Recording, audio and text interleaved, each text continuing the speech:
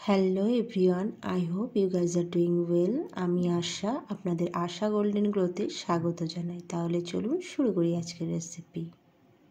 সবার প্রথম এখানে আমি মেজারিং কাপের হাফ কাপ গোবিন্দভোগ চাল নিয়ে নিয়েছি, পরিমাণে 150 গ্রাম।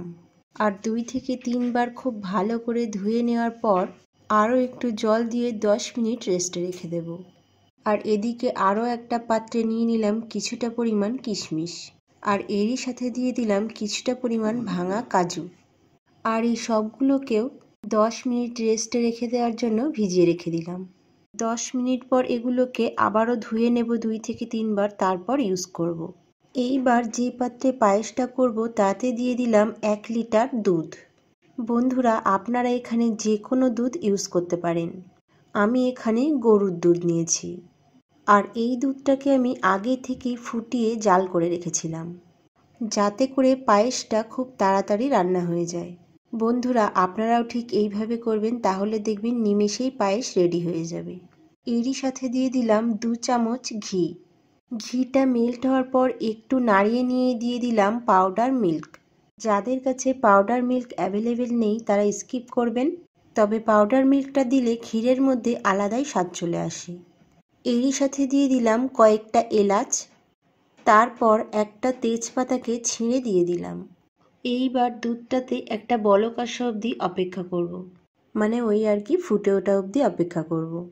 দেখুন ফুটে উঠেছে। এইবার আগে থেকেই ভিজিয়ে রাখা গোবিন্দভোগ চাল জল ঝরিয়ে রেখে তারপর দুধের সাথে অ্যাড করব।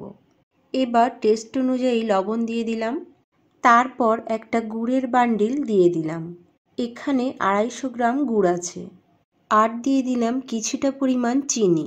আপনারা চাইলে শুধু গুড় দিয়েও রেসিপিটা করতে পারেন, কিংবা শুধু চিনি দিয়েও রেসিপিটা করতে পারেন। আর মিষ্টিটা যে যেমন পছন্দ করবেন সেই হিসাবে দেবেন। তবে আমার কাছে মনে হয় ক্ষীরের মধ্যে কিংবা পায়েসের মধ্যে মিষ্টির পরিমাণ একটু বেশি থাকলেই খেতে ভালো লাগে। আর দেখতেই পাচ্ছেন গুড়ের বান্ডিলটা আস্তে আস্তে মেল্ট হয়ে গেছে।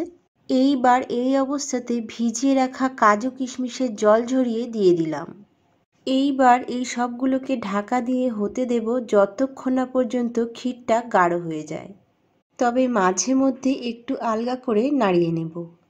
দেখুন এখনো পর্যন্ত হয়নি, আরও একটু নাড়িয়ে নিয়ে আবারও ঢাকা দিয়ে হতে দেব।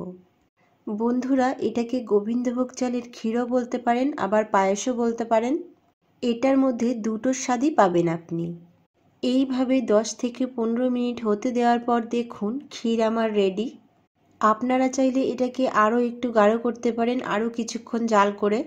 তবে আমি এখানে এর থেকে বেশি করব না, কারণ ক্ষীর ঠান্ডা হয়ে যাওয়ার পর আরও একটু গাঢ় হয়ে যায়।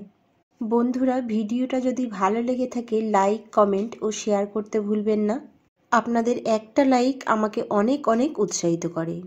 তাহলে আবারও দেখা হচ্ছে নেক্সট ভিডিওতে।